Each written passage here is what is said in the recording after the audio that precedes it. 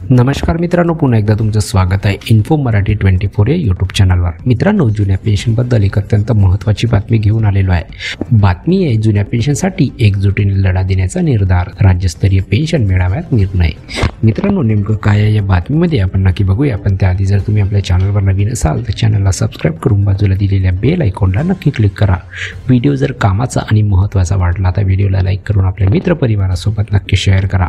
आणि हो मित्रांनो, व्हिडिओला शेवटपर्यंत नक्की बघा, जेणेकरून तुमच्याकडून कोणतीही माहिती सुटणार नाही। मित्रांनो, राज्यातील 26,000 कर्मचाऱ्यांना जुनी पेन्शन मिळण्यासाठी न्यायालयीन लढा सुरू आहे। जो जिंकण्यासाठी एकजुटीने लढा देण्याचा निर्धार कोल्हापुरात रविवारी राज्यस्तरीय पेन्शन मेळाव्यात करण्यात आला। अध्यक्षस्थानी शिक्षक आमदार जयंत आसगावकर होते। जिल्हा शाळा कृती समिती आणि जुनी पेन्शन योजना समन्वय समितीतर्फे हा मेळावा झाला।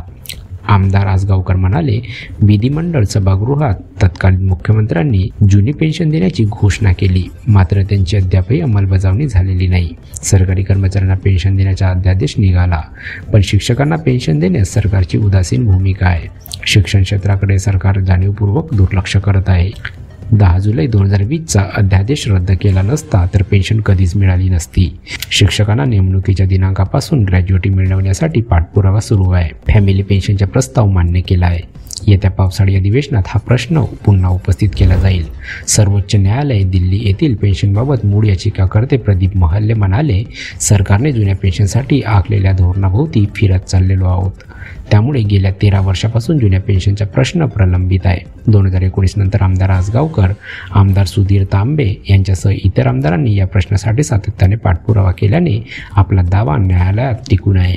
दोन्ही सभागृहात 26,000 कर्मचाऱ्यांना पेन्शन देण्याचा निर्णय होऊन देखील त्याची प्रत्यक्षात अंमलबजावणी होऊ शकली नाही। तर मित्रांनो, कशी वाटली कामाची आणि महत्त्वाची बातमी? जर बातमी कामाची आणि महत्त्वाची वाटली असेल तर व्हिडिओला लाईक करून आपल्या मित्रपरिवारासोबत नक्की शेअर करा। तसेच जर तुम्ही आपल्या चॅनलवर नवीन असाल तर चॅनलला सबस्क्राईब करून बाजूला दिलेल्या बेल आयकॉनला नक्की क्लिक करा। व्हिडिओ बघितल्याबद्दल खूप खूप धन्यवाद।